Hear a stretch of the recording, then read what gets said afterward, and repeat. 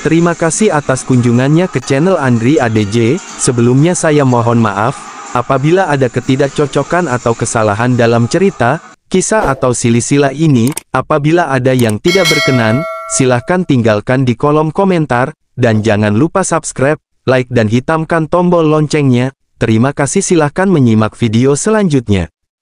Kisah Angling Dharma adalah kisah legenda rakyat. Menurut Dwi Cahyono, arkeolog Universitas Negeri Malang, kisah ini muncul terlebih dahulu dalam tradisi lisan sebelum masa Majapahit.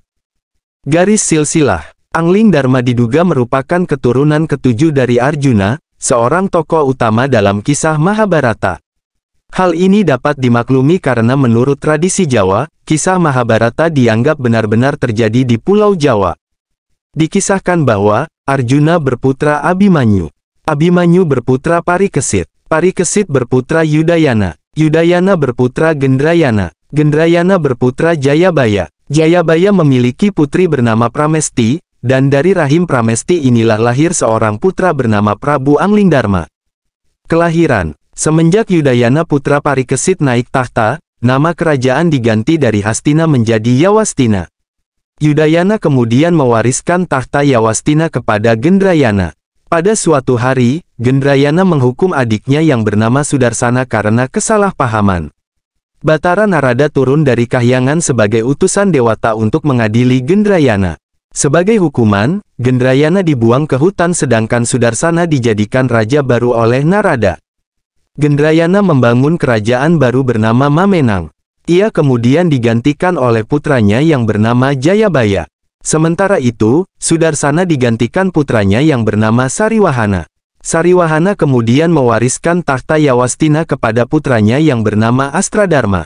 Antara Yawastina dan Mamenang terlibat perang saudara berlarut-larut. Atas usaha pertapa keraputi bernama Hanoman yang sudah berusia ratusan tahun, kedua negeri pun berdamai, yaitu melalui perkawinan Astradharma dengan Pramesti, putri Jayabaya. Pada suatu hari Pramesti mimpi bertemu Batara Wisnu yang berkata akan lahir ke dunia melalui rahimnya. Ketika bangun tiba-tiba perutnya telah mengandung. Astradharma marah menuduh Pramesti telah berselingkuh.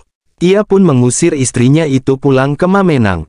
Jayabaya marah melihat keadaan Pramesti yang terlunta-lunta.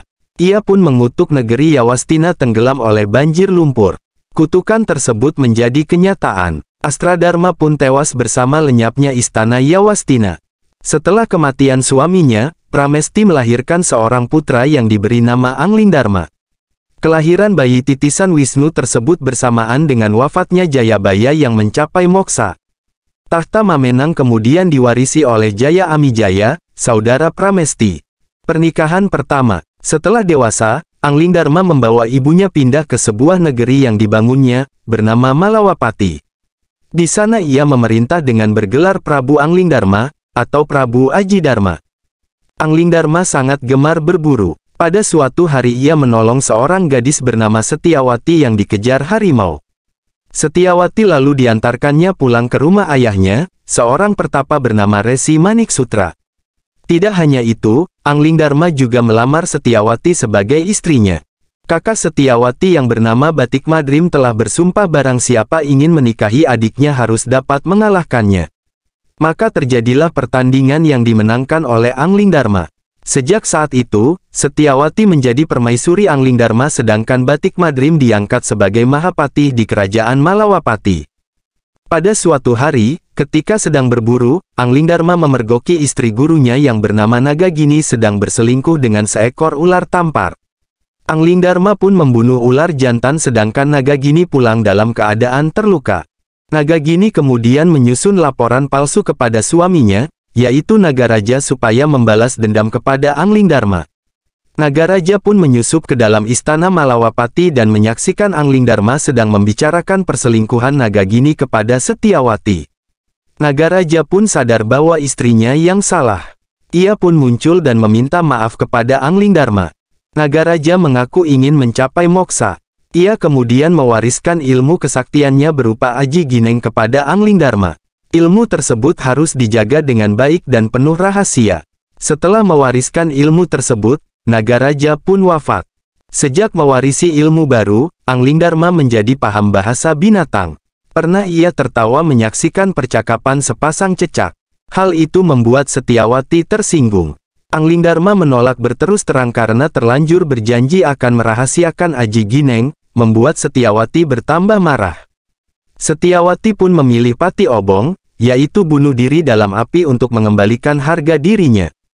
Anglingdarma berjanji lebih baik menemani Setyawati mati, daripada harus membocorkan rahasia ilmunya.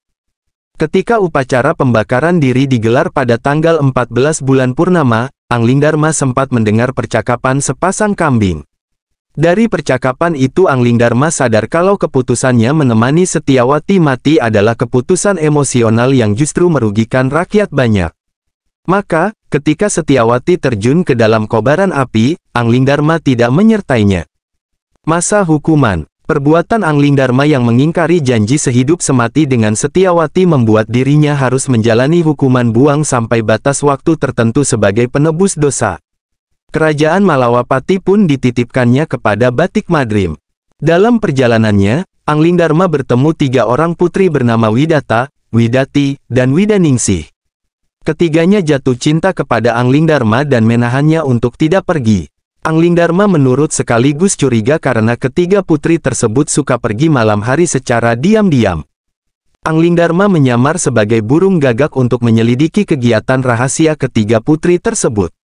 Ternyata setiap malam ketiganya berpesta makan daging manusia. Anglingdarma pun berselisih dengan mereka mengenai hal itu. Akhirnya ketiga putri mengutuknya menjadi seekor belibis putih. Belibis putih tersebut terbang sampai ke wilayah kerajaan Bojanagara. Di sana ia dipelihara seorang pemuda desa bernama Jaka Geduk. Jaka Geduk adalah anak seorang Demang. Sementara itu di desa lain di kerajaan Bojanagara hidup sepasang suami istri bahagia bernama Bermana dan Bermani. Di dekat rumah mereka terdapat sebuah pohon nangka. Di pohon ini tinggal jin yang jatuh cinta kepada Bermani. Suatu hari, ketika Bermana pergi mencari sarang tawon madu untuk istrinya, jin pohon nangka berubah wujud menjadi manusia persis seperti Bermana dan menemui Bermani. Bermani tidak menaruh curiga, menerima Bermana palsu sebagaimana menerima Bermana asli. Baru, ketika Bermana asli pulang, terkejutlah mereka. Bermani terkejut, karena suaminya menjadi kembar dua. Sedangkan Bermana asli kaget, loh kok ada orang persis seperti dirinya ada di rumah. Dua orang kembar ini tentu saja bertengkar hebat menyatakan dirinya yang Bermana asli, sedangkan istrinya jadi bingung untuk memilih mana yang suami asli. Kasus ini menggegerkan kerajaan Bojanegara. Tidak ada seorang pun yang sanggup memecahkan kasus ini, hingga akhirnya permasalahan dibawa ke hadapan Raja Dharmawangsa, namun sang raja juga angkat tangan tidak dapat memutuskan dengan bijak. Sang raja pun menyelenggarakan sayembara. Barang siapa dapat memecahkan kasus ini, maka akan diangkat menjadi jaksa kerajaan. Berita sayembara sampai ke telinga Ki Demang dan Jaka Geduk. Atas saran Belibis Putih, Ki Demang mengikuti sayembara. Maka, diadakanlah peradilan umum disaksikan oleh sang Raja Bojanegara dan rakyatnya. Ketika diminta mengaku siapa yang Bermana palsu, tetap saja tidak ada yang mau mengaku. Ki Demang menyatakan dan memerintahkan Bermana yang asli harus bisa masuk ke dalam kendil teko zaman dulu terbuat dari tanah. Bagi yang tidak dapat masuk kendil berarti Bermana palsu. Karuan saja Bermana asli, karena manusia biasa, kesulitan untuk masuk ke dalam kendil, sedangkan Bermana palsu yang sebenarnya jin dengan mudah berubah menjadi asap dan masuk ke dalam kendil. Begitu seluruh asap jin sudah masuk ke dalam kendil, Ki Demang segera menutup rapat kendil agar jin tidak dapat keluar dan mengumumkan bahwa sebenarnya yang masuk ke dalam kendil adalah jin yang menyaru sebagai Bermana.